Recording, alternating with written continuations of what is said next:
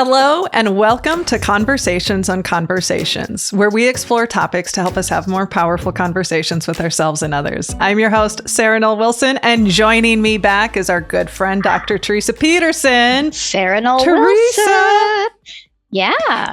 We probably should do a formal bio for people who haven't, but we're not. This is where we're at, friends. It's fine. It's Halloween. We're a couple hours from Beggars Night, trick-or-treating. Yeah. And so let me take a moment for those of you who maybe are tuning in for the first time. Teresa and I have worked together for 6.5 years. And she is our crazy. That's a serious amount of time. It is a serious amount of time. Yeah. Amy and I were talking about how she's going on 4 years in January. I mean, that's a serious amount of time. We were babies when she joined us. Babies. This is very interesting for our listeners. But but Teresa is our director of learning and development. She works closely with our clients to create incredible learning experiences. She pushes our content to be better, our learning experiences to be more thoughtful. Her food language, her love language is food. What is your food language? We're just going to make that a thing. All of the above. My food language is yes. Yeah. We just this week launched our companion workbook. So for those of you who are watching on YouTube, you'll see it. There she is. She's so pretty. For those of you who are joining audio, just imagine the cover of the book, but in a dark blue, and it says workbook instead of not saying workbook.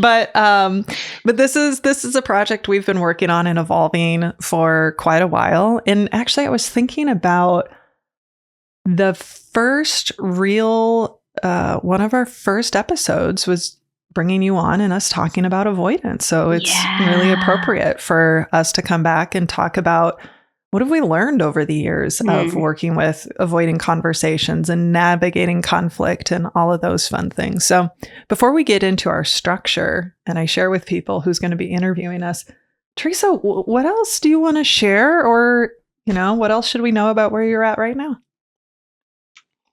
I would say I'm very excited to be here today. I am fresh off of facilitating for a long afternoon, and some of it was about this very topic. So there might be insights that are as hot off the presses that I probably that I haven't even heard. Yeah, well, that I may not have even fully processed myself, until today. So, so I'm excited. So, Sarah.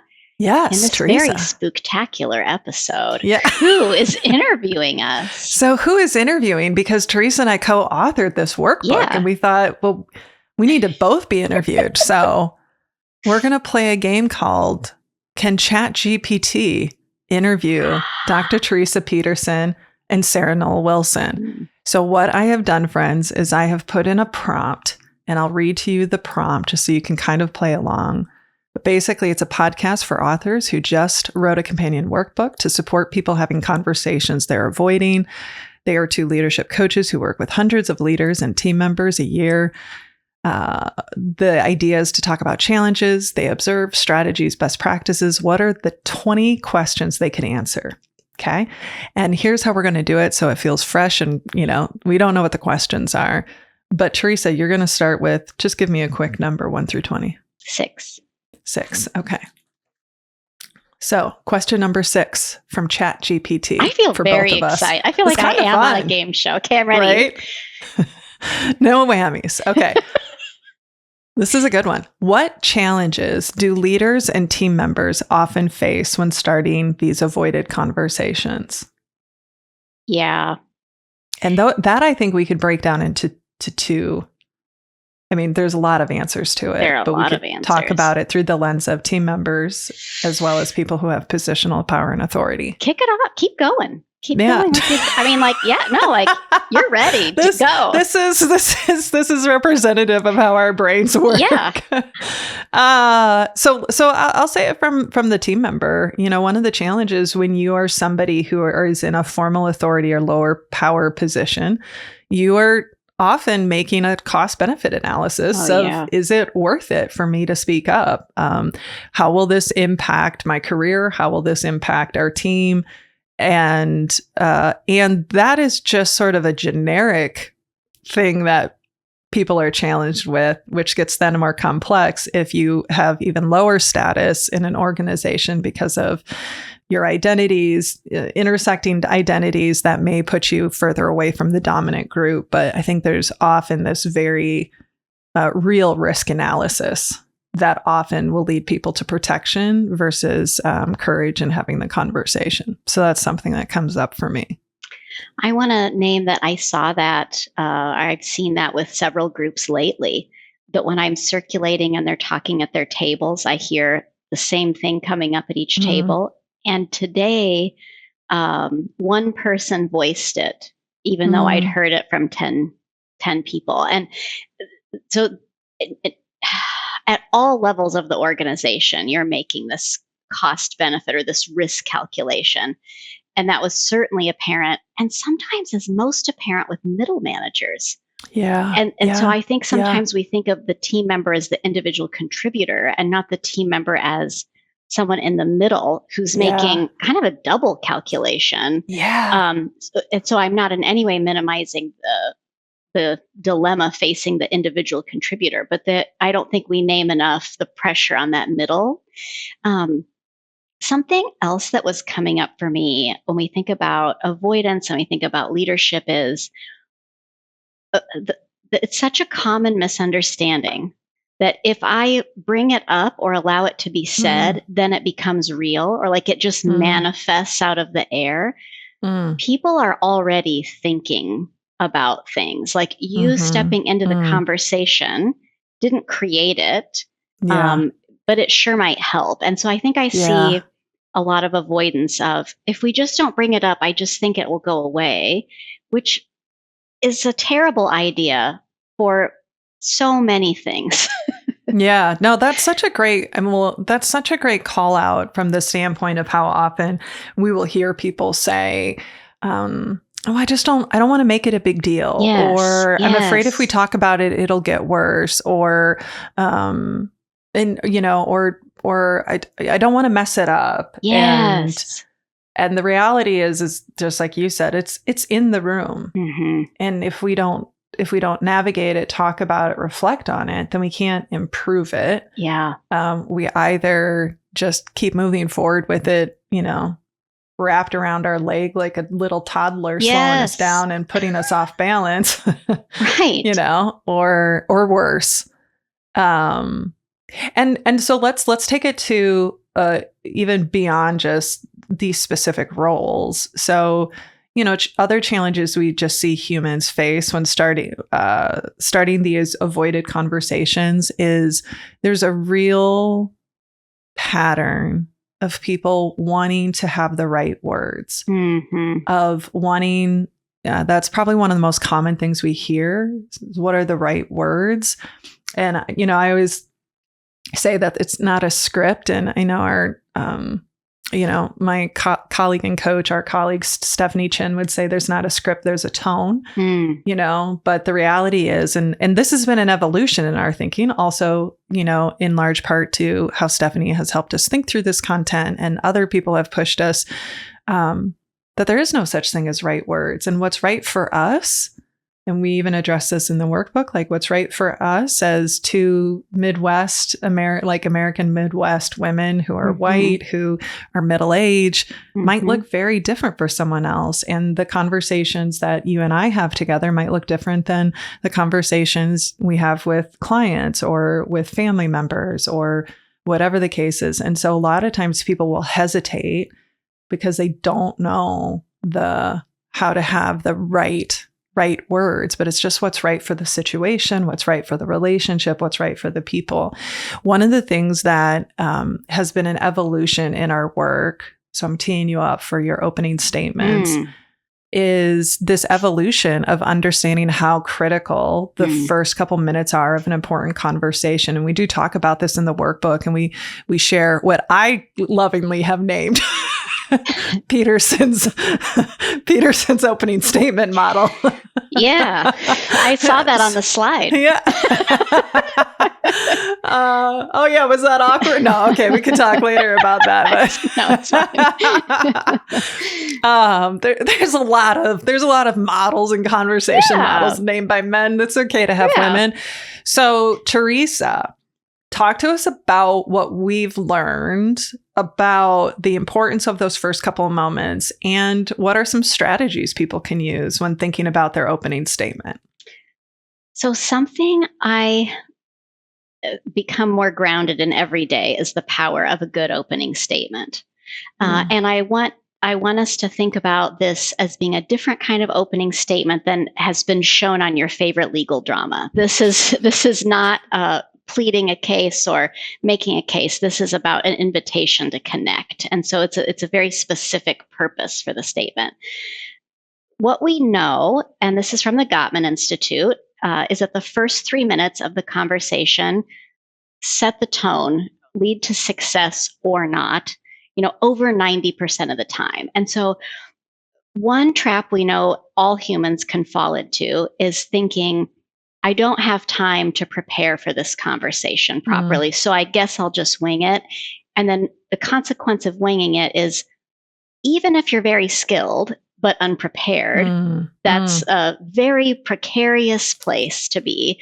Or it becomes a very easy way to just keep avoiding. Like, well, I haven't been able to prepare. So my brain, and we found working with other people, a lot of people love the constraint of just focusing on that first 3 minutes. And then within that, what's that kickoff? What's that opening statement? And so a good opening statement for me, and what we've seen with groups and what I've experienced myself, has 3 components. And I love it because I just think of it as 3 sentences, just boom, boom, boom. I'll come back to the elements, but something that helps and that I've been saying repeatedly to groups when we're practicing is, a good opening statement is a gift to everyone in the conversation. One, your mind is framed up around what's most important to say, the tone you want to set. I'm going back to Stephanie's words, like thinking about tone. And it's truly a gift to the person on the other side, or the people on the other side of the conversation, because it's your clarity, even if it's not what they're hoping is going to be talked about. Maybe it's a situation they're not enjoying either, but the clarity is a gift in and of itself. So that just keeps becoming, it just keeps being reinforced as I see this framework. Go ahead. Please, before you go into the framework, well, that's the first time I've heard you talk about it in that way. And it is true. When I think of times that we've observed somebody being willing to speak up or address it, and it's done thoughtfully, and that still doesn't mean it's comfortable. No. So I want to be really clear to people listening. Thoughtfully doesn't mean perfect. Thoughtfully doesn't mean without discomfort or nerves or risk or emotion, but intentionally. But there is this sense of, I've thought about this. Like, you send this message of, I've thought about this. This is important to me. And you're also, what was coming up for me, just, I was having flashes of personal conversations where maybe friends or family members have, brought up difficult things to me, or things I've done that haven't been effective. And the intentionality of how they started it sent a message to me that they were open to having a conversation. Which is part of the message you want to. So I love that language of it's a gift for everyone involved.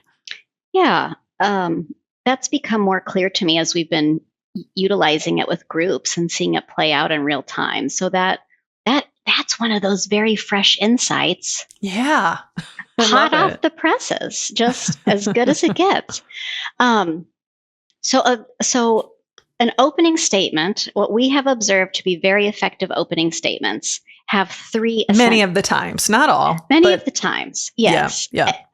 I think true to us and our spirit, this might not apply to the situation you're in. I think this works for a lot of situations, a lot of the time.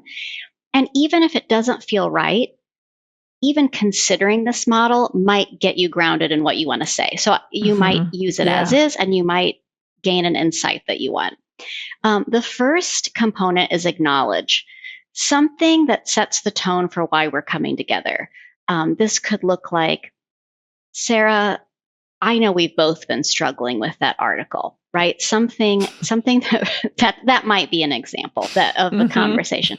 I know which article you're talking about too. But any number of things. I know we're both really struggling to get through this last big push to the deadline. Anything that gives you a context for what the conversation's about. Something I like about that is, if we've been avoiding, it can become a kitchen sink conversation. And kitchen sink conversations, everything's coming out. It's hard for you to stay regulated. It's hard for them to stay regulated. If you're the one initiating it, what's most important to you is likely to get lost because there's too much detail. For me, it helps to just, kind of rein it in, just bring it into what specifically are we going to dig into. Now, I've said that, and maybe the friction over this deadline has a lot of moving parts. We can get there, but you can imagine how it would feel differently if I said, there's friction over this deadline that's coming up. I don't like the way your department's doing X, Y, Z, right? Like, I could just overwhelm the other person immediately. And remember, we're trying to set a tone that's going to carry the conversation forward in a productive way. Not necessarily pleasant, right? But productive. And so that feels important to mention. The second element is to anchor. I think of this as, what's bigger than this moment? This could be something that's important to me that's bigger than this moment. Ideally, it's something both of you have in common, because I want you to picture situating yourselves shoulder to shoulder to look at a problem together. That's a very effective way to move forward. Isn't always possible, but if there's something. So, Sarah, we have so many moving parts leading up to this deadline. I know it's so important to both of us that we get there, right? So I've kind of shared a bit of the dilemma or the why we're having this conversation, and I know it's important to both of us. Some examples I was talking through with groups this week. Reinforcing someone's commitment. I know you're so committed to this part of the project, or I know you value patient care like few other people I've worked with, right? If there's anything you can do to show that you know the person, that you understand something about them, or that you are united in some way, that's so useful.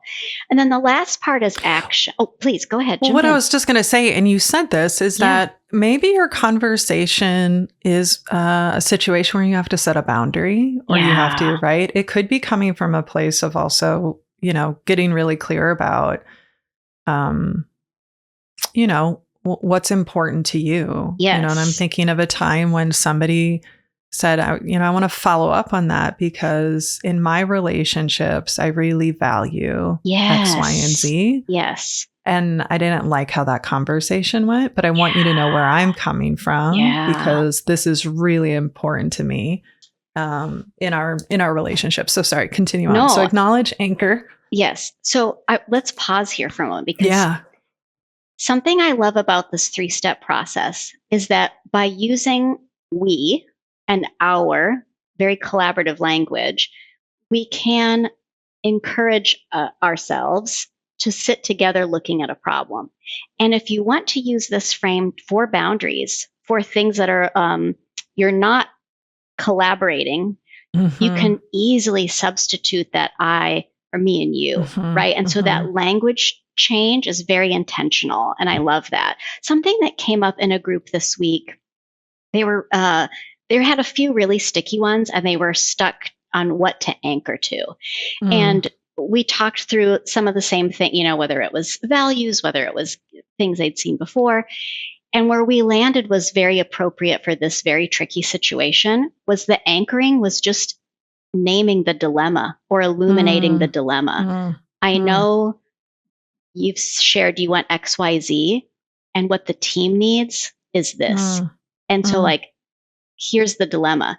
The thing I loved about that approach was it was honest, because you and I are not big fans of saying things we don't mean or sugarcoating in a way that is distracting or detracting, right? And so the dilemma was just named.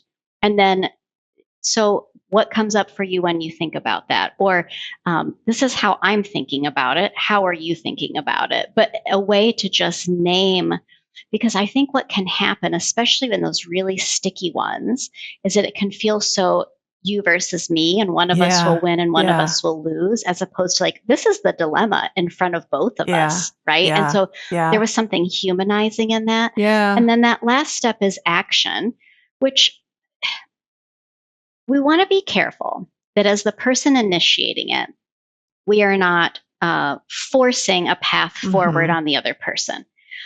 I like to think of it as, what's my invitation or maybe my recommendation? Like, would you like to talk about this now, or do you want to talk about it tomorrow? Or can we think about how to make a win-win? Or can we both think about this and come back, right? Some type of invitation. Because if I really want someone's best thinking around this problem, I might need to give them some space. So that's something else I want to say about an opening statement is, and we've been talking about this a lot lately, so this feels very relevant. I think you could very easily communicate your opening statement in writing and say, this will be our jumping off point tomorrow when we check in, right? You can share this with them and give them that time to think, or that space. You could also share it face to face and give them some time if needed. And if not, you might just go all in. But I want to keep challenging. This does not have to be once and we sit and I have my opening statement and now you're responding. Like, I want that formality to just float away a little bit, right? So some type of invitation. Great ones we've heard before. I think we're 80% on the same page and 20% not. And then here's the action. Can we talk about the 20% we're not? Right? Oh, that was one of the most skillful ones I've ever seen, right? Yeah. Sarah, what comes up for you when you think about how you've used this with groups or yourself or anything related to that? Yeah. Well, I mean, just to echo some of the things you shared, that idea of consent, right? Of checking in, or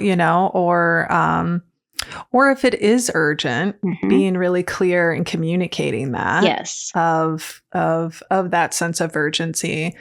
The simplicity of naming the dilemma. And I actually love the language of dilemma, because often we know this, right? Most challenges and conflict in relationships are perpetual. They're just differences of values, differences of preferences, differences of style, where there isn't an obvious right or wrong, but there is this tension. And so being able to just name it as that makes it also can feel less threatening, instead of feeling like we're nose to nose. We can look at it.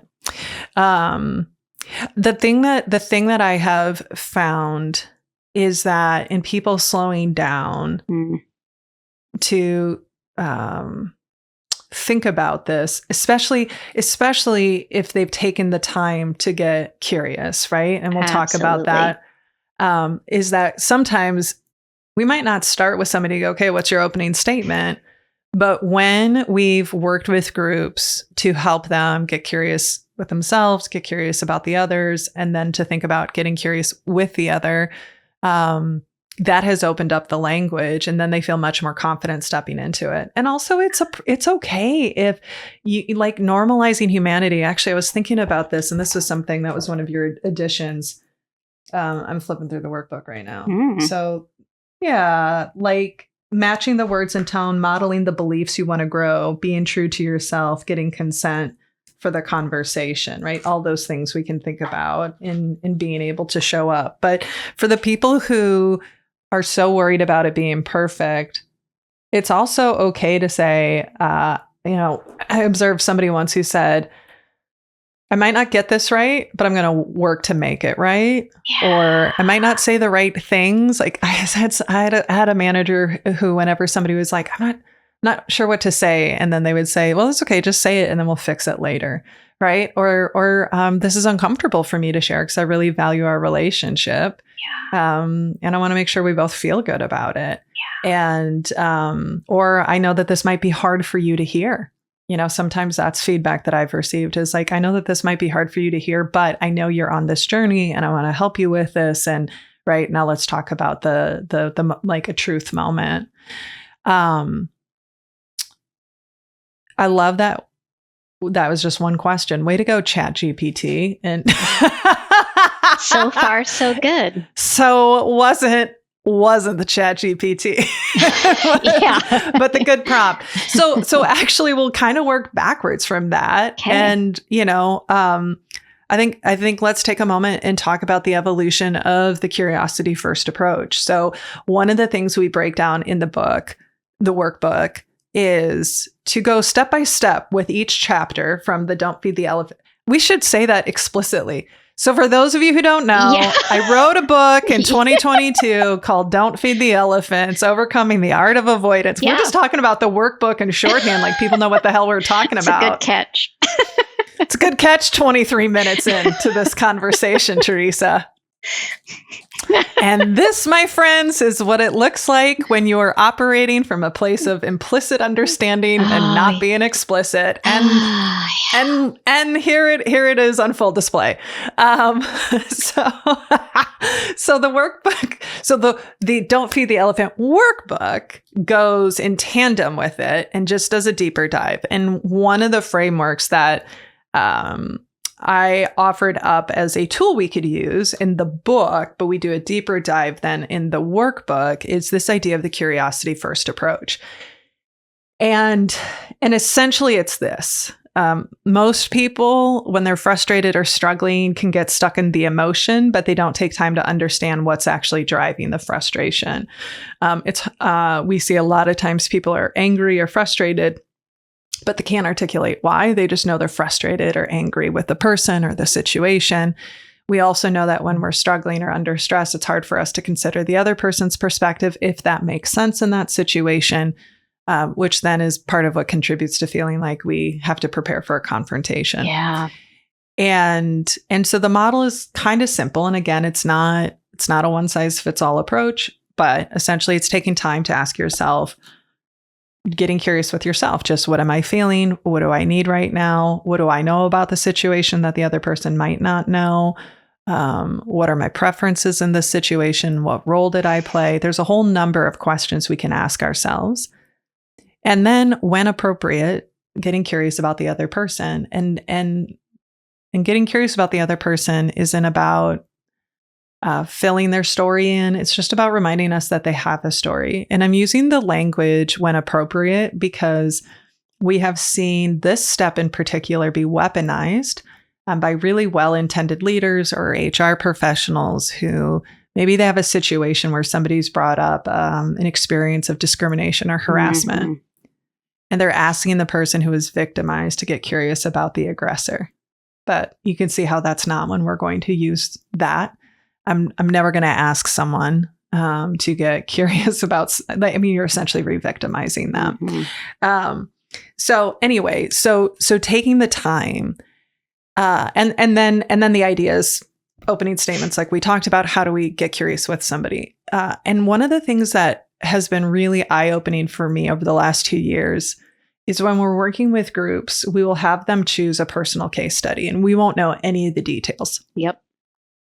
And we will have them share anonymously through Mentimeter what became clear for you when you got curious with yourself. And it's always very provocative. But it's often when they take the time to get curious about the other person that they find their door into the conversation. Absolutely. Right? I mean, and that's been very provocative for me personally to see that so consistently. Mm-hmm. And what that looks like in practice is when people slowed down and got curious about the other person, they realized, oh, they might be struggling too with this situation. And I hadn't occurred to me that they might be struggling. Another common one we see is, I don't think they have all the information I do. Yeah. Another one is, I haven't been clear about my needs or expectations. And so of course they're not showing up. Like we haven't even had a conversation about that. So So the practice of getting curious isn't a nice to have. It isn't just to feel good. It's to give us insight so we can have a more accurate conversation. And to the point you made earlier, that even if there's other stuff, even if there's other challenges, other frustrations, that we're really just focusing on what's the one most important in this moment that we can start to move the needle on, that maybe might be the domino that will trigger other conversations to come up. So what comes up for you? I think that point about thinking of it like a domino, because everyone, and I'll just say you, being you, the listener, who maybe is initiating a conversation, we are so much better served by having one smaller, more successful, not comfortable necessarily, not pleasant necessarily, but a productive, successful conversation. We know that can build trust. We know that can be a door opener, not a closer, right? And so having that intentionality. And the other thing I want to say, and I saw this with a group recently and I had to call a timeout. The first step of getting curious with yourself, not for everyone is it the most challenging, but for lots of folks, because we're wired to see what the other person is doing to us, right? That feels very visceral in some situations. And so pausing to just consider what role you might be playing, whether it's not having spoken up, whether it's tolerating something for too long, whether it's being unclear, that to me is just an essential part. Asking yourself, for me, one of the most powerful questions is about the assumptions I'm holding.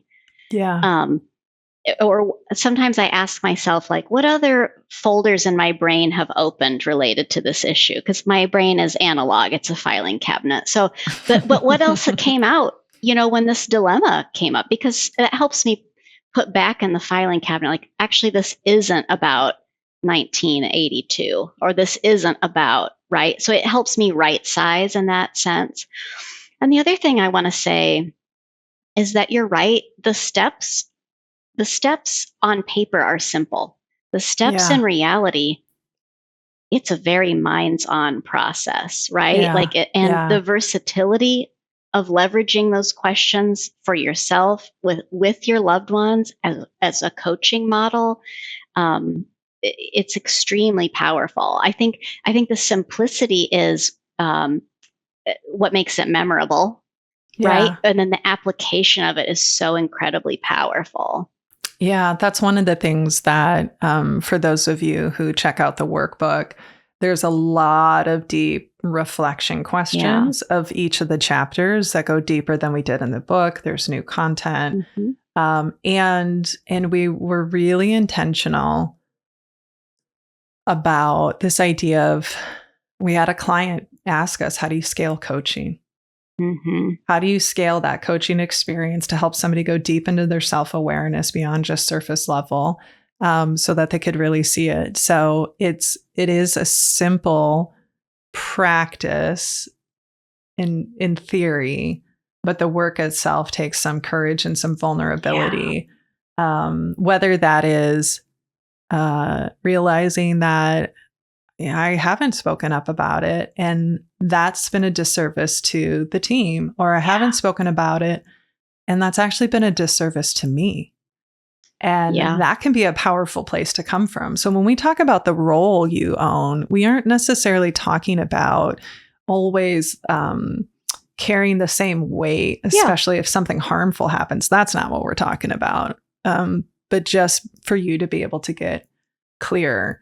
And then genuinely getting curious about the other person. As we're recording this, we're in American political season, which is just a hot mess. And, and one of the ways we can at least try to navigate fundamental value differences is trying to understand. And I don't have to agree with you to understand you. But I can at least okay, well, that makes sense. I still think it's problematic, but I can understand why you are coming from that place. So, there's a question that's popping up in the corner of my eye. So I'm just going to call it out. Number 9, because I want to make sure that we give space to this, because this has certainly been an area of evolution in our thinking and continues to be. How do power dynamics impact the way people approach or avoid conversations? The answer is in every way. Yeah. So, okay. So so for people who might hear power dynamics and not necessarily go like, oh yeah, I know what that means. But let's break down what can power dynamics look like? Because it's not one definition. No, nope. It means a lot of different things. It might be my tenure in an organization. It might be my position of formal power and authority in an organization. I might be the member of the dominant group within an organization, particularly if I'm a white male. We know that sex, gender play a role in power dynamics. What I see and have experienced myself is your marital status, your parenting or caregiving status. I mean, your racial identity, your sexual orientation, absolutely, right? Like all of those. Yeah. I feel even your economic status. Absolutely. And then those can intersect. Absolutely. Yeah. So when we think about how power dynamics, I want to be true to the prompt, how power dynamics impact how we show up in a conversation. Yeah. One of the most basic ways is whether I think I need to listen or consider to what you're saying at all. I mean, that has been more clear to me recently. That is one of the most egregious ways power dynamic. Like, we can talk about the nuance of how power plays out in a conversation. And that's a very valuable conversation, by the way. And I know we're going to go there.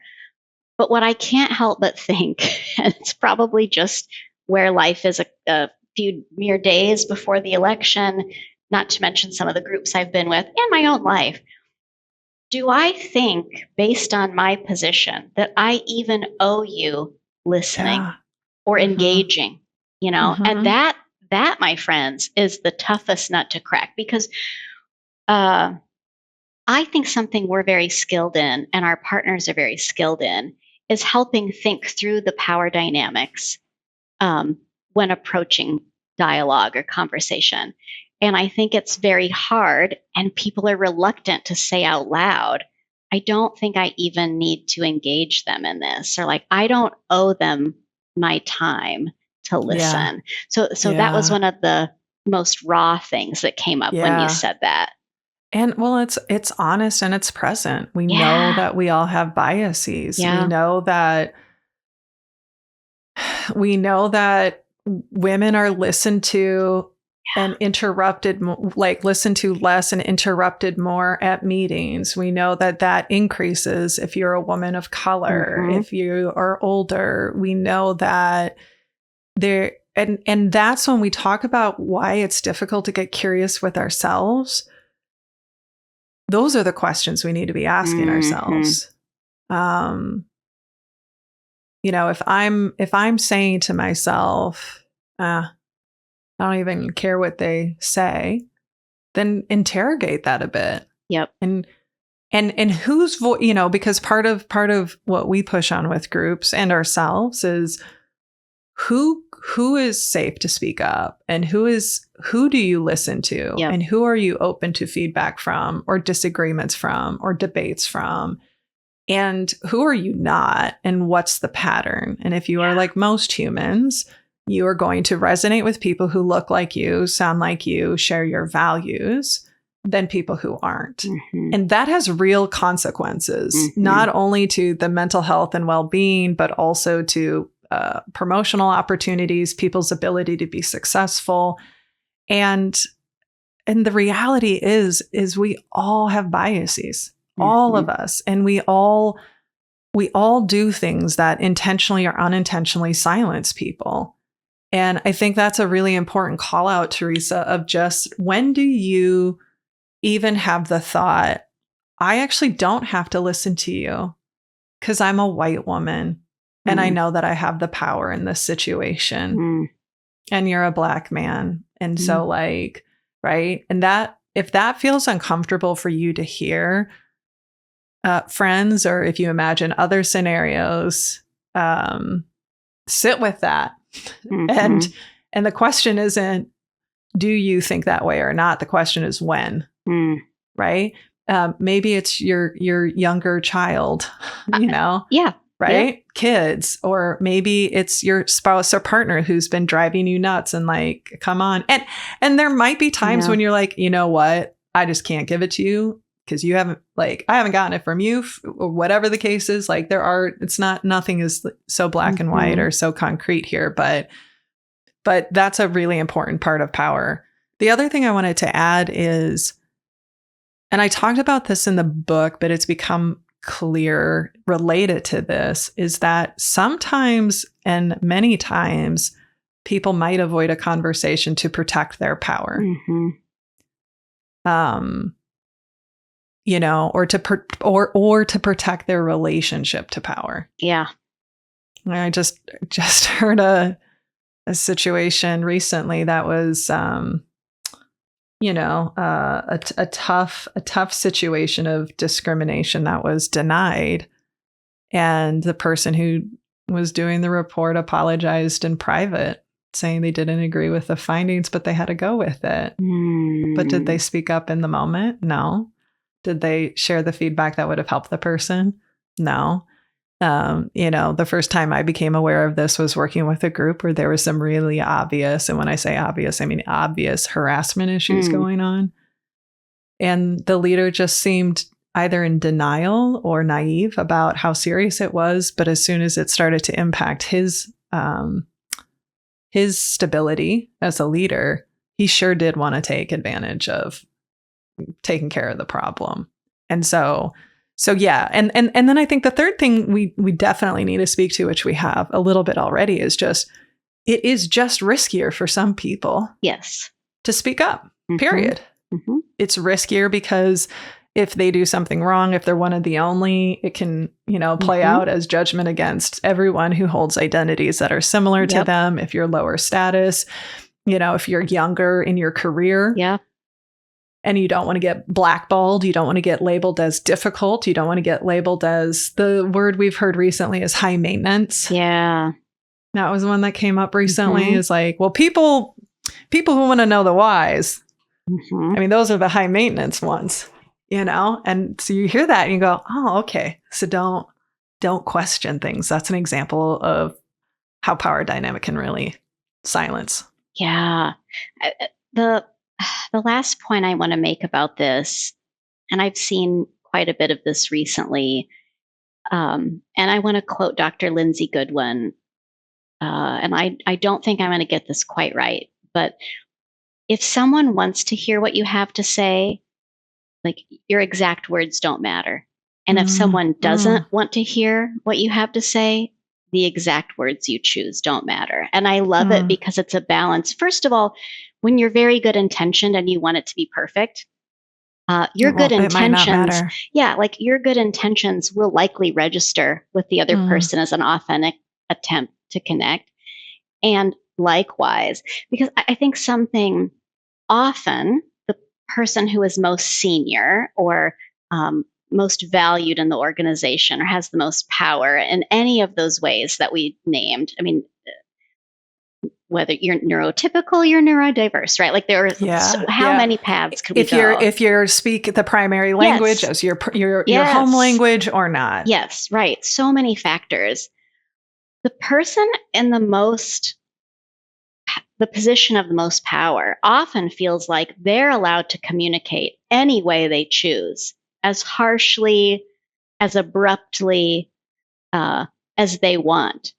And everyone else needs to get it very right for them. And so that's one that's felt very prickly and frustrating to me lately, because behind the scenes, Sarah and I recorded a podcast for a client, a private podcast for them. And we talked about, we didn't use it through this lens of the person with the most power, but essentially, when is it your obligation, perhaps as the person with the most power, to be the most flexible, to be the most willing to bend, to be the most willing to meet the other person where they are. And so that's something I've certainly been thinking about a lot and challenging myself with quite a bit. So that I wanted to make sure we named that because it was a significant moment, I think, for you and me in that conversation too. Yeah. And we had this episode's going to come out later, but I was in conversation with two practitioners, Maddie and Lauren, Maddie Gabor and Lauren Yee, and it's like, what does it look like to give generous? Yes. Like, what does it look like to give grace and generosity?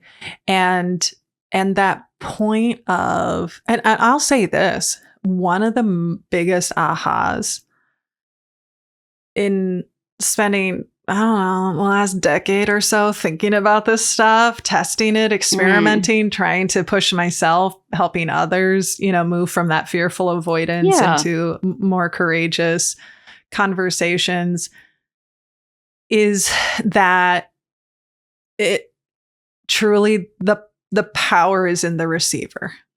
And it's exactly to your point.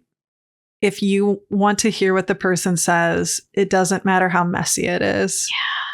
It might not be easy. You might have to navigate it. And that reminds me, again, we quote Gottman a lot because they're the foremost authority on relationships. And they've got 40 years of experience of data that's incredibly robust. And one of the things they have found is that, now this is with romantic relationships, but we certainly see it play out in the workplace, is that when a relationship has an erosion or a regrettable event, the thing that sets up the repair for success most effectively isn't the strategy or tactic the person uses who starts the repair. It's how much trust did they have to begin with before the eroding event.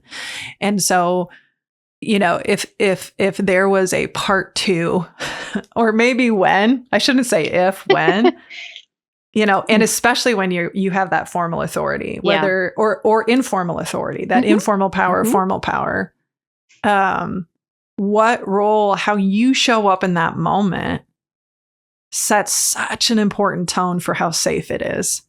For somebody to share something really hard with you. And maybe they don't share the real hard thing first, but if you're able to show up with intellectual humility, if you're able to consider, try it on, see how might it be true? How might it be true for them? Even if it's not, your experience, how has it been true for them and their experience? That goes so much further than getting the conversation perfectly right. I mean, perfectly right doesn't exist, so you can't. Well, a Hollywood movie. I mean, like that. And then music comes on. I mean, that's what I always think is we really want to see it end in some way, or that there's this, really beautiful, intentional back and forth or whatever. And some of the most productive ones in the end felt kind of clumsy all the way through, right? Or I don't know if I'm saying this right, or you're checking for understanding. That would be a ridiculous movie scene to watch, right? Because it would be oh, let me call a timeout. When you say this word, what does that word mean to you right now? And so it can feel, and I say lovingly a little clumsy, but that's how it can feel in my brain. And I think that word resonates with other people. There is, it's a little bit mushy. We're getting our hands dirty because we care so much about it. I mean, I would every day of the week have a challenging conversation where the hearts and minds are in, and it might be clumsy, than a very sterile, textbook executed conversation that you don't really. Because I think part of the beauty of going in and getting a little messy and clumsy during it is here it is, Sarah. Give it to us, what Teresa. We say Bring all us the home. time, right? Understanding must be earned by the learner.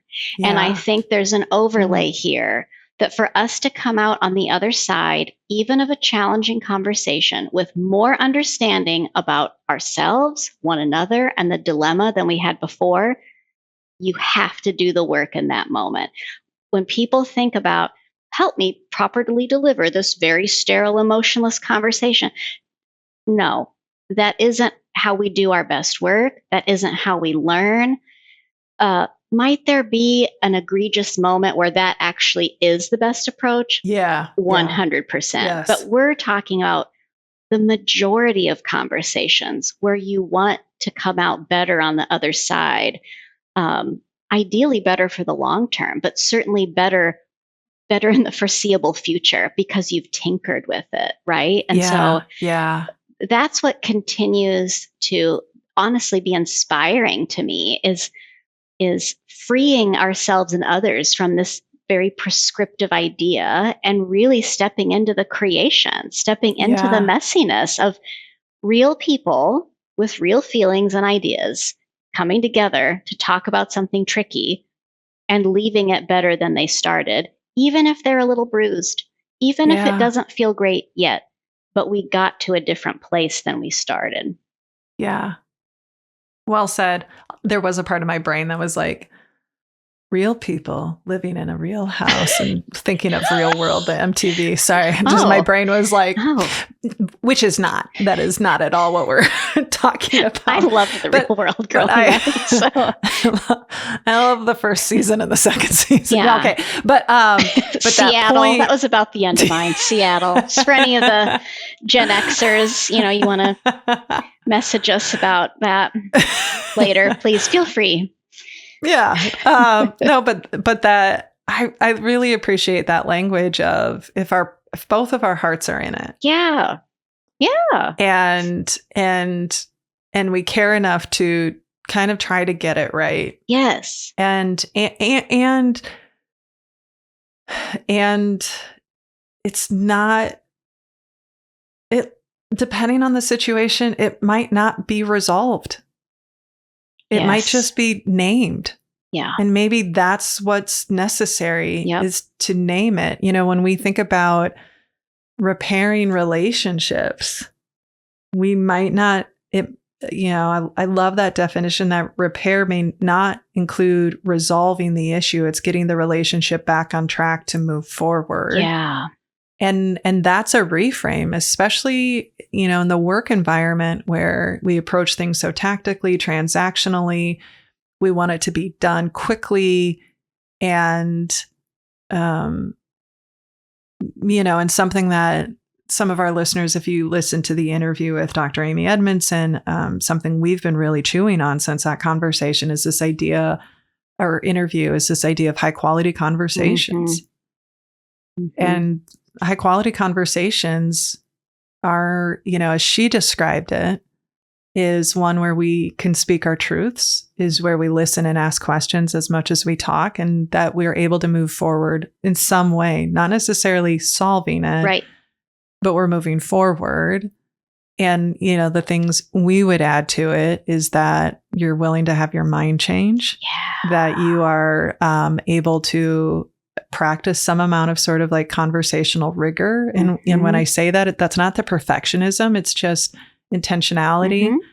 And you can regulate your emotions so that you can show up as impactful as possible. And I'll just say this, the thing that has,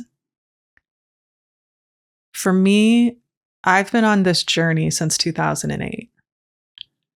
And intellectually, I understood the value of being able to have these conversations. Intellectually, at the time, I understood the value of why that would set a team up for success, to being able to have hard conversations. But I feel like it's only been in the last 4 to 5 years, as I'm surrounded by more people, as more people in my life are really working on this, as we've done the work with clients and really gotten into it, that I see what's really possible is like unbelievable connection. Yeah. Space to let down your, guard and be tender and vulnerable with each other. But also what's possible is incredible innovation and creativity. And I honestly, like, there's no going back for me. Yeah.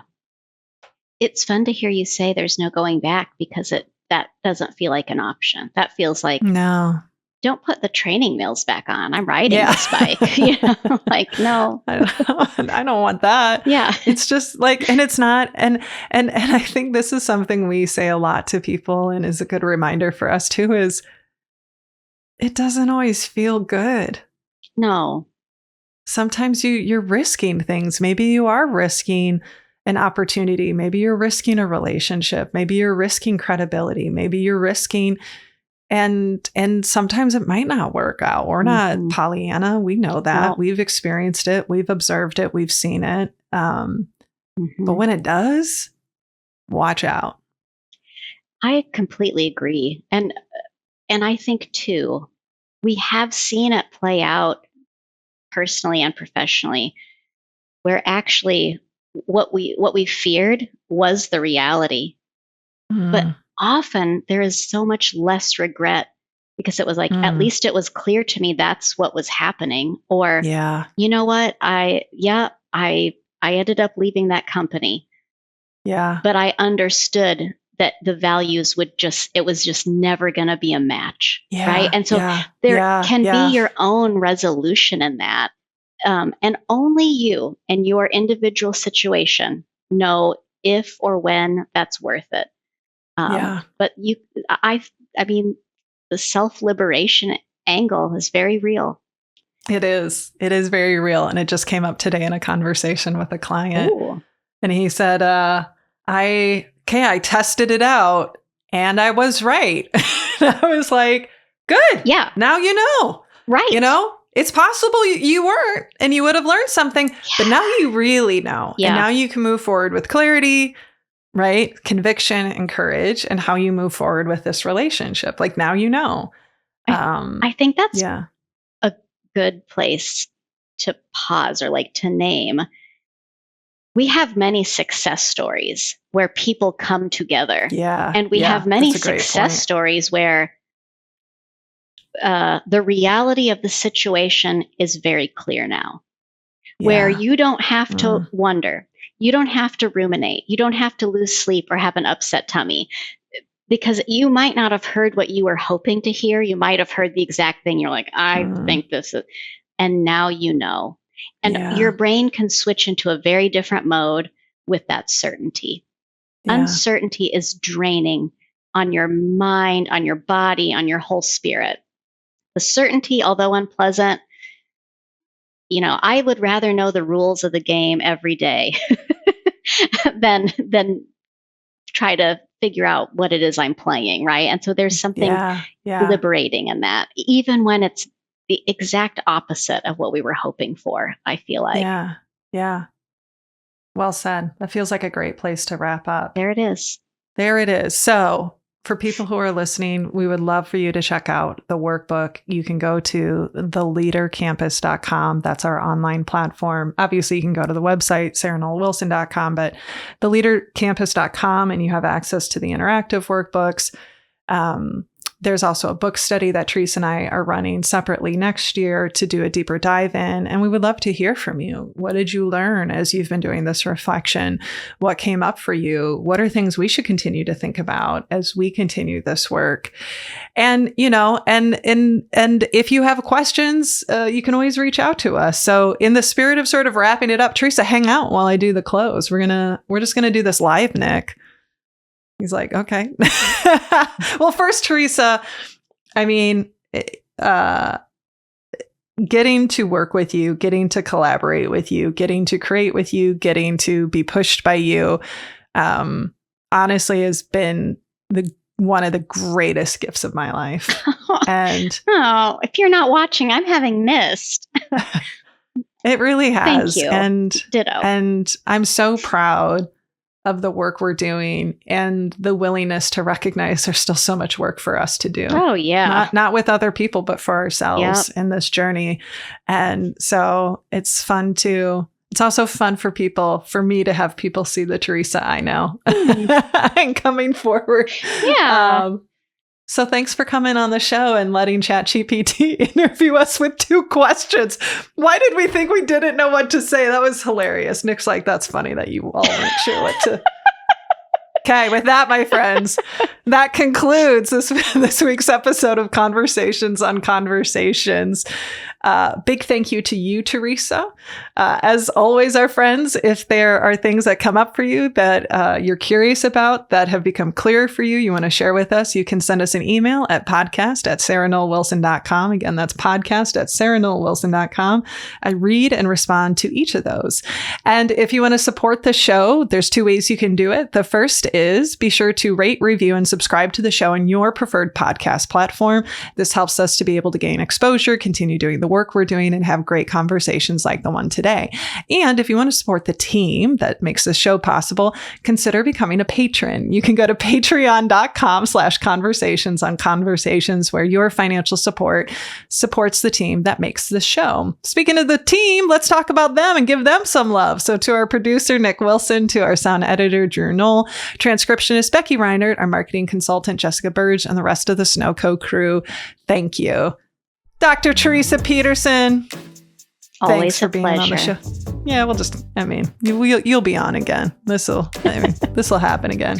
All right, my friends, that concludes this week's episode of Conversations on Conversations. Thank you so much for showing up for us, for showing up for your team, and for showing up for you. And remember, when we can change the conversations we have with ourselves and others, we can change the world. So till next time, please be sure to rest and rehydrate, and we'll see you again soon.